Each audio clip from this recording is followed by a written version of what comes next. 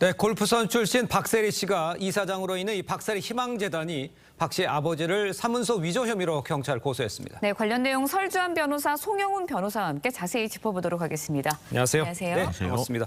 자, 일단 박세리 선수의 부친이 어떤 일을 저질렀길래 이 박 씨가 이끄는 재단, 부친을 고소한 건지 박 씨가 고소한 게 아니라 재단이 고소를 한 거네요. 그렇습니다. 예. 이 박세리 씨의 부친은 국제골프학교 설립과 관련해서요. 네. 박세리 희망재단의 법인 도장을 권한 없이 만들어서 문서에 사용한 혐의를 받고 있습니다. 네. 이 사건은 박세리 희망재단이 작년 9월에 박세리 씨 부친을 고소한 사건인데요.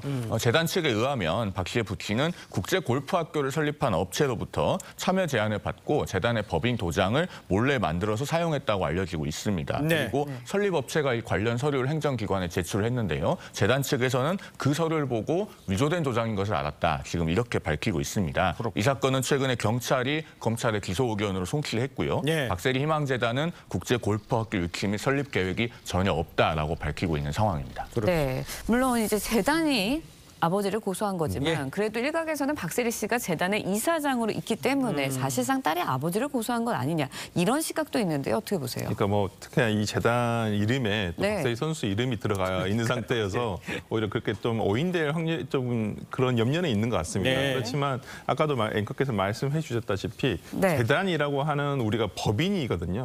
법인이 어떤 그 박세리 선수의 부친이 개인을 고소한 것이기 때문에 뭐 명백하게 법적으로 얘기를 하면 박세리 선수가 아버지를 고소했다 이렇게 보기는 좀 힘들고요. 네. 어떤 재단과 관련해서 왜냐하면 재단이 이것은 피해자거든요. 그러네. 네. 재단의 명칭이라든지 명의를 이용해서 지금 외부에서 어떤 사업 투자를 받는 과정에서 예. 어떤 재단 명의의 문서를 위조했다라는 것이 지금 혐의 사실이기 때문에 예. 어찌됐든 간에 뭐 박세리 선수가 뭐 이 재단이 고소를 하는 거에 찬성, 가부 어떤 이런 부분에 대해서는 명확하게 대외적으로 나와 있지는 않고 있고 그렇기 때문에 재단이라는 법인이 이 박세리 선수의 부친을 고소한 것으로 봐야 될 것 같습니다. 네. 아, 그렇지만 그 박세리 씨가 참고인으로 조사를 받을 가능성 이건 어떻습니까? 이미 받았을 가능성도 그래요? 있고 받지 않았다면 받을 가능성이 있습니다. 네. 왜냐하면 이런 유형의 사건에서 이제 가장 쟁점이 되는 것은 이 사문서 위조 혐의에 있어서 작성자가 문서를 작성할 권한을 위임을 받았는지 여부입니다. 그러니까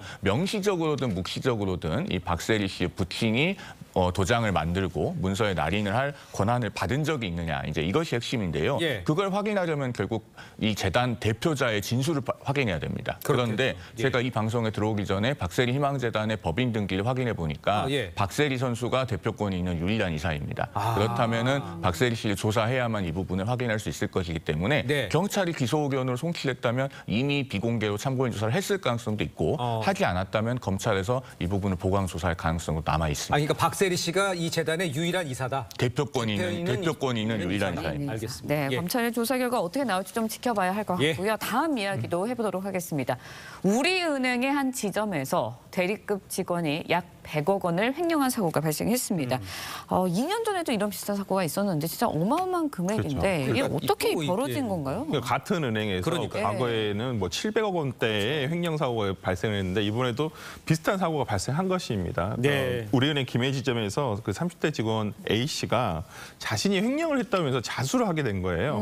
근데 이게 어떤 과정에 있었냐면 우리은행 본사에서 이 대출 과정에서 뭐가 좀 이상하다. 이 대출 과정에서 이 업무를 실제로 했던 이 A 씨에게 소명을 좀 해라라고 하니까 본인이 바로 경찰에 가서 자수를 하게 된 케이스거든요. 근데 이 대출 신청서와 어떤 입금 내역서라든지 이런 서류들을 위조하는 방식으로 해가지고 이 대출금을 빼돌리는 방식으로 해서 100억 원 가량의 어떤 네. 우리은행 어떤 이 돈을 횡령을 한 것인데 네. 이 대부분 어디다 썼나 이런 거 확인을 해보니까 네. 가상화폐 투자를 했다. 근데 손실을 거기서 한 60억 정도를 봤다라고 해서 그러니까 초기에 어떤 이 횡령을 하게 된 어떤 범위, 그러니까 그 범행 동기는 이 본인이 소액으로 가상화폐 투자를 해서 손실이 나게 되자 그걸 계속 욕심을 내다가 지금 어찌 보면 은행 돈까지 손을 댄 것이라고 볼 수 있을 것 같습니다. 알겠습니다. 네. 지금 설 변호사께서 언급을 해줬습니다. 우리은행 불과 2년 전에도 700억 원대 횡령 사고 발생했었죠.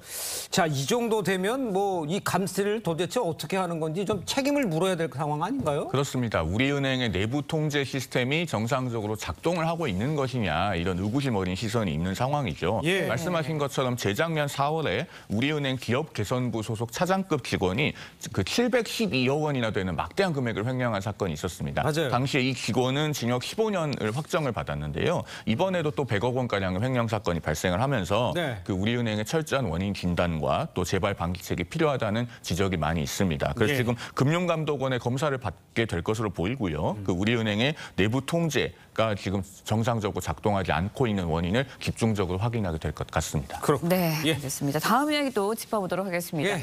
학교 폭력 피해 학생의 유족을 대리하면서 재판에 제대로 출석하지 않아서 패소하게 한 권경의 변호사 기억하시는 분들 많을 텐데요. 유족에게 5천만 원을 권 변호사가 배상을 해야 한다라는 법원의 판결이 나왔습니다. 그런데 유족 측에서는 이제 법원의 결정에 대해서 항소를 하겠다는 입장이에요. 네, 뭐 금액 자체는 5천만 원을 유자료로 이제 판결을 선고를 한 건데요. 네네네. 뭐 다른 사건에 비하면 금액이 적지는 않은 금액입니다. 그렇지만은 예. 유족 입장에서는 이 권경희 변호사가 어떤 재판 수행을 불성실하게 함으로써 받은 피해가 이것보다는 훨씬 더 크다. 그러니까 예. 당초에 청구를 했던 위자료 금액보다 반도 되지 않은 금액이라는 점에서 네. 아마 좀 실망을 하셨고 또 언제까지 이 권경희 변호사가 진심 어린 반성과 사죄를 하는지에 대해서도 예. 조금 보고 싶다라는 의미에서 항소를 결정하신 것 같습니다. 알겠습니다. 네, 알겠습니다. 두 분 말씀 여기까지 듣겠습니다. 고맙습니다. 고맙습니다. 감사합니다.